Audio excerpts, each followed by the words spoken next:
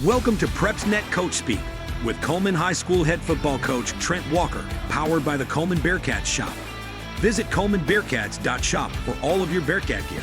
Here's your host, Aubrey Johnson. Welcome in, Coach. Thanks for having me. All right, so the last couple of weeks, wow, it's been rough. You've been so close in both games, yet couldn't quite pull it out. Let's talk about them. First, on September 5th, you traveled to Athens and you fell to them 41-38, lost by 3 points.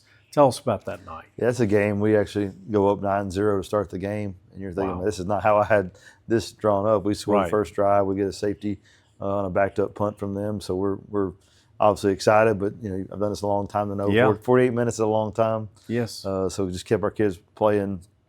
Athens goes on a run. They had a running back, Mr. Unger. He ended up starting that game and had nearly probably 300 yards rushing himself.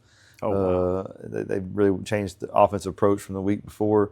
Kind of got us off guard with some of the stuff they were doing and they had found. But we go down twice, double digits, and we come back each time.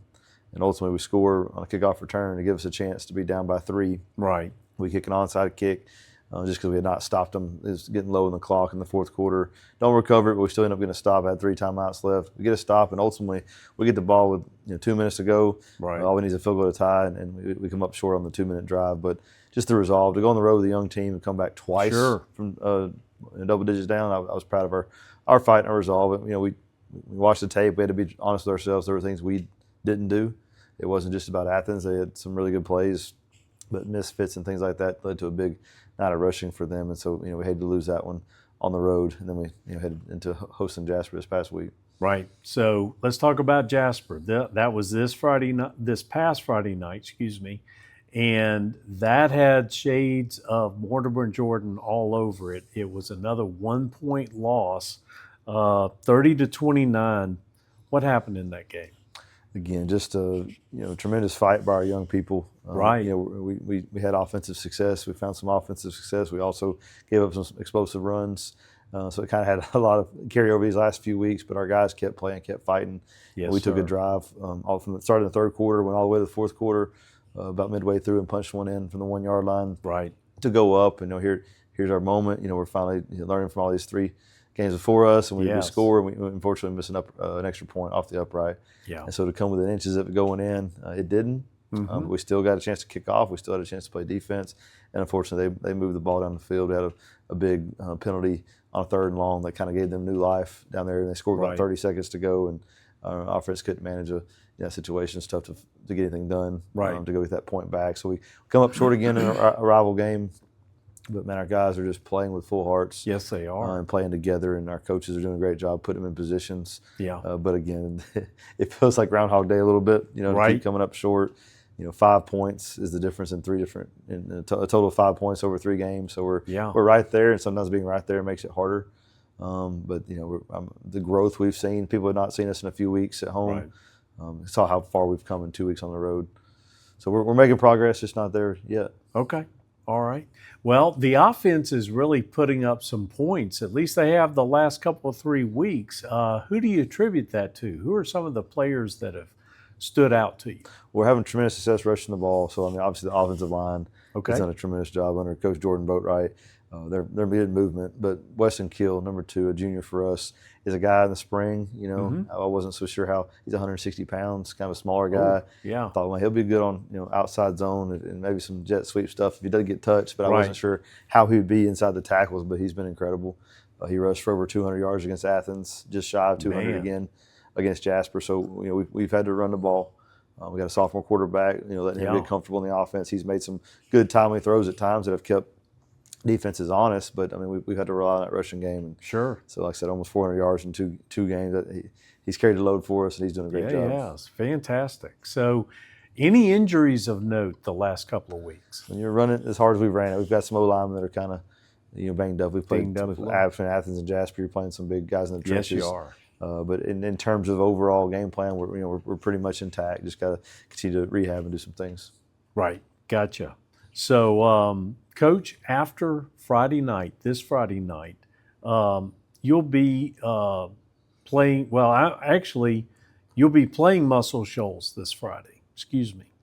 They are 4-0 on the season, and Coach, they beat Decatur 66-0. So this is a big challenge. How do you plan to prepare for that? Yeah, you're not used to seeing those kind of scores in region. When you start playing region opponents, especially Decatur and the storied program they have.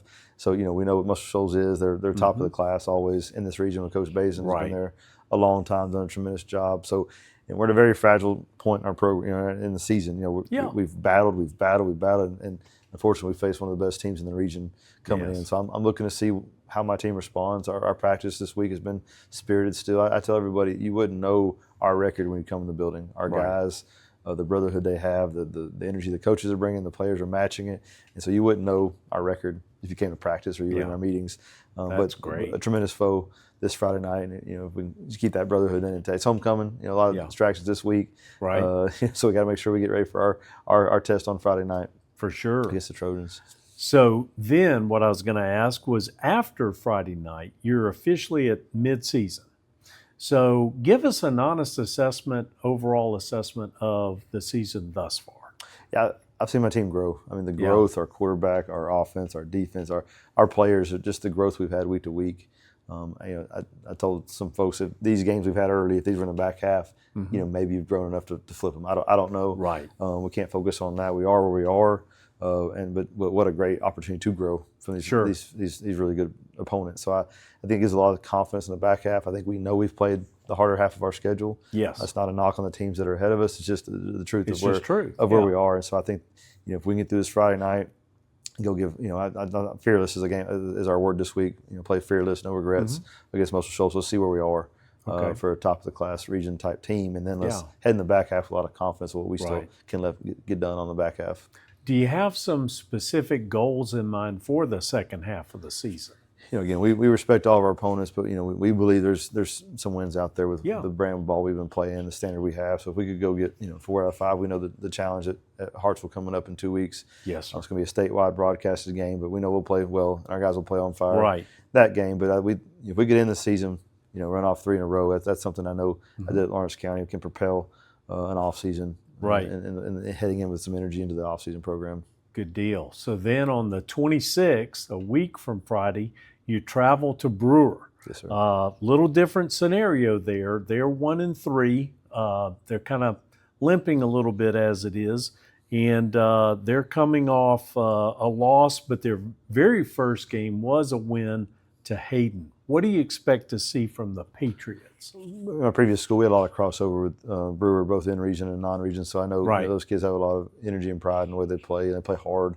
They had a new coach. So we're both two guys still trying to put their two new coaches putting their thumbprint on their program. So I don't know as much about what they're doing schematically, but I just know that the pride that area takes, and how hard their guys play. So we'll have to kind of get through this Muscle Shoals game, see where we are, and prepare a game plan for them. But I'm excited to continue to take our guys on the road. We played well on the road. That's not been the road's not been the problem. Really, and that's for a young football team. That's something that's different. Yeah, that's fantastic. So, Coach, that's our show. We appreciate your time, and as always, we appreciate yours. Join us again for the next edition of Coach Speak. Go Bearcats.